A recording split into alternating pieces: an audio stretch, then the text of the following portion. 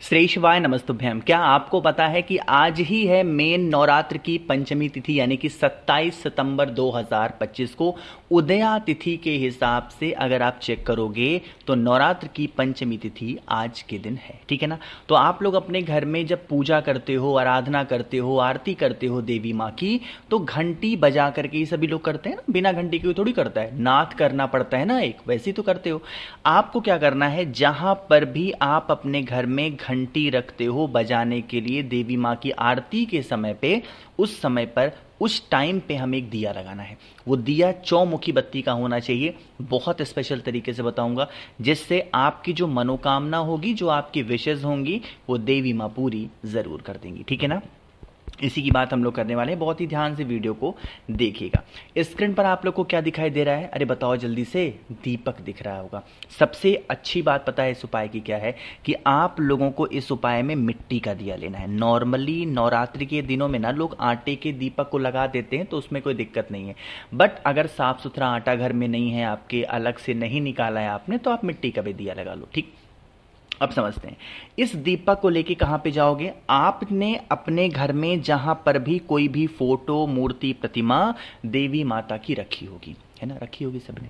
अब क्या करना है, आप लोगों को इस प्रकार से वहीं जिस स्थान पर घंटी बजा करके रखते हो, उसी घंटी के बगल में जो दीपक मैंने आपको दिखाया है, उस दीपक को रखना होगा। ठीक है ना। दीपक रखने का एक जो नियम है वो समझ लो। जैसे देवी माँ आपको दिखाई दे रही हैं, देवी माता के लेफ्ट साइड में सुनिएगा ध्यान से। कहां पर? देवी माता के लेफ्ट साइड में क्या करना है, आपको दीपक को रखना होगा। आपको अपना राइट देखना है, देवी माँ का लेफ्ट साइड देखना है, उल्टा। ठीक। फिर क्या करना है, इसमें आपको इस प्रकार से चौमुखी बत्ती भी लगानी है। जब चौमुखी बत्ती लगाओगे तो यहां पर एक चीज का ध्यान रखेंगे, यहां पर देवी माता का स्मरण करना है। कौन सी देवी माँ का? माँ जगत जननी का स्मरण कर सकते हो, माँ पार्वती का ध्यान कर सकते हो, माँ काली का ध्यान कर सकते हो, माँ स्कंद माता का ध्यान कर सकते हो, माँ चामुंडा का ध्यान कर सकते हो। जो नाम आपको उस टाइम पे याद आ जाए देवी माँ का, उन्हीं का स्मरण करते हुए आपको चार की चारों बत्तियों को जलाना है। सबसे बड़ी बात आती है, भैया ठीक है बत्ती तो हम जला देंगे, लेकिन इस दीपक के अंदर हम डालेंगे क्या? कहने का मतलब, हमें इस दीपक के अंदर तिल का तेल डालना है, घी डालना है, या सरसों का तेल। नवरात्र के दिनों में कभी भी देवी माँ के सामने सरसों के तेल का दिया नहीं लगता है, इस चीज का ध्यान रखिएगा। आज इस चौमुखी दीपक में अगर आपको घी मिल जाता है तो आप डाल देते हो, तो बहुत अच्छी बात है। अगर आपको घी नहीं मिलता है, देन क्या करना है, आप लोगों को तिल के तेल का भी इस्तेमाल कर सकते हो। ठीक है ना। रख करके और दीपक को जलाना। अब यहां पर दीपक के नीचे भी हमें कुछ रखना होगा, और वो क्या होता है? चावल का दाना होता है। चावल का दाना दीपक के नीचे रखेंगे, दीपक को प्रज्वलित करेंगे। दीपक को जब जला देंगे तो दीपक के अंदर भी अपने परिवार की उन्नति, तरक्की के लिए चावल के दाने को डाल देना। फिर वहां से हट जाओ। जब दीपक ठंडा हो जाए, जब दीपक बुझ जाए, उसके बाद में दीपक के नीचे का जो चावल का दाना होगा उसे उठा लेना। आपके घर के अंदर या आपके घर के बाहर कहीं पे भी कौन सा पेड़ हो? अरे बताओ, नीम का वृक्ष होना चाहिए। कौन सा? नीम का। देवी माँ का वास कहाँ पर होता है? नीम पेड़ के नीचे। और वहां पर अगर उस चावल के दाने को चिड़ियों के लिए डाल देते हो, तो इससे आपके घर में ढेर सारी खुशियां आती हैं, और देवी माँ लक्ष्मी की कृपा आपके घर परिवार पे हमेशा बनी रहती है। ठीक है ना। करिएगा जरूर। आगे बढ़ते हैं। पंचमी तिथि पे करने वाले हम लोग अपने दूसरे उपाय की तरफ। ये सेम उपाय मैंने आप लोग को नवरात्र के दूसरे दिन बताया था। एक बार दोबारा से रिपीट कर रहा हूं कि जिन भी मेरे भाइयों ने, जिन भी मेरी बहनों ने इस उपाय को नहीं किया था, एक बार इस उपाय को करके जरूर देखिएगा। ये बहुत अलग सा उपाय है। देखो क्या दिख रहा होगा, यहां पर आप लोग को दिख रहा है लौंग। ठीक। अब पंचमी तिथि का दिन है, तो हमें कितने लौंग लेने हैं? 5 लौंग की आवश्यकता यहां पर हमें पड़ने वाली है। लौंग के साथ में आप लोगों को इस प्रकार से क्या लेना है, 2 ऑप्शन आपके पास होते हैं। अभी मैंने ये उपाय दूसरे दिन बताया था आपको। या तो आपके पास में हल्दी हो, या तो आपके पास में क्या हो बताओ, धार मिलता है मार्केट में। क्या मिलता है? धार। वो भी पीले कलर का ही होगा।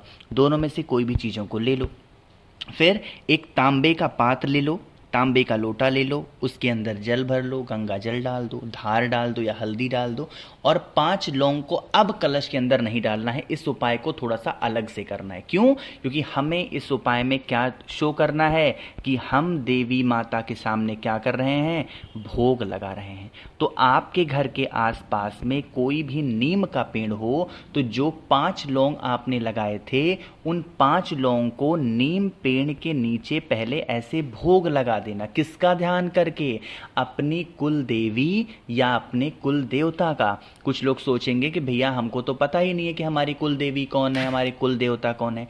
नहीं पता ना? अब सुनिएगा, आपके घर में कोई भी आपकी सास हो, ससुर हो, आपकी जेठानी हो ना, उनसे पूछिएगा कि हम लोग के कुल देवता कौन है, कुल देवी कौन है, तो आपको बताएंगे। उन्हीं का ध्यान करके 5 लौंग का भोग नीम पेड़ के नीचे लगाना।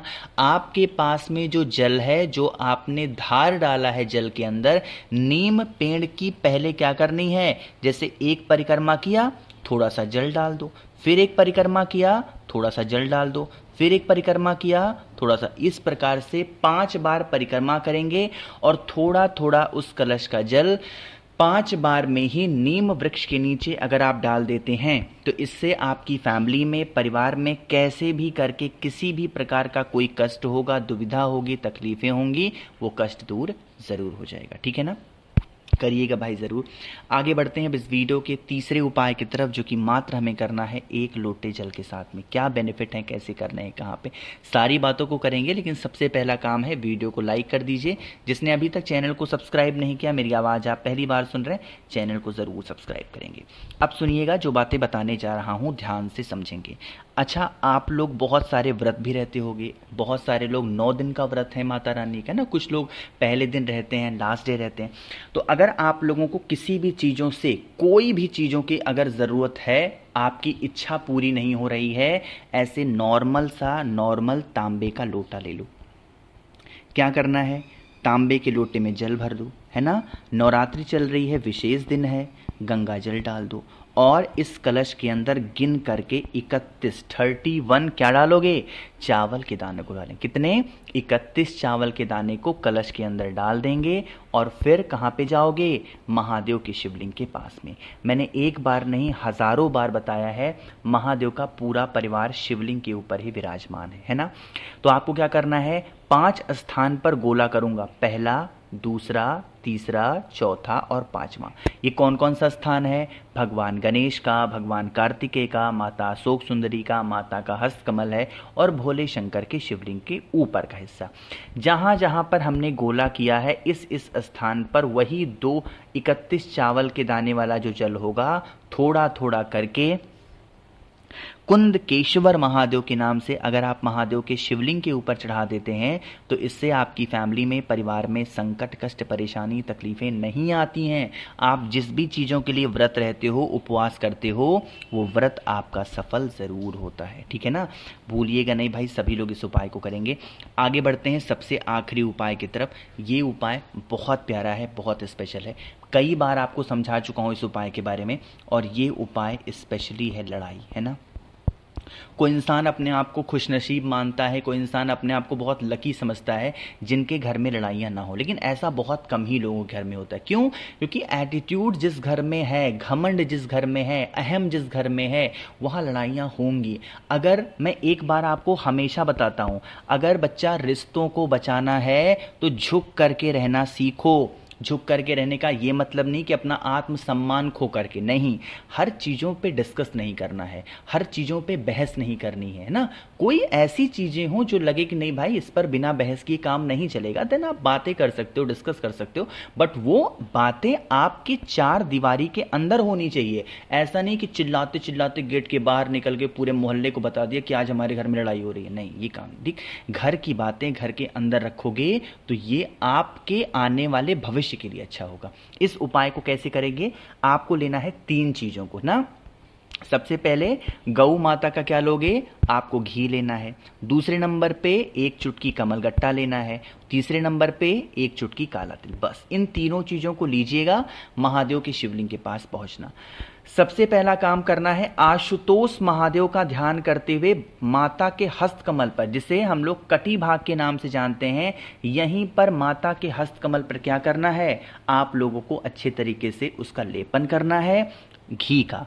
और जो मैंने आप लोग को कमलगट्टा और क्या बताया है, अरे बताओ, काला तिल, उसे उस व्यक्ति का नाम और गोत्र बोल करके कहां पर समर्पित करना है, महादेव के शिवलिंग के ऊपर समर्पित करना है। इतना करके देखिएगा, इससे आपकी फैमिली में, परिवार में कभी संकट, परेशानी, तकलीफें, लड़ाइयाँ नहीं हो सकती ना।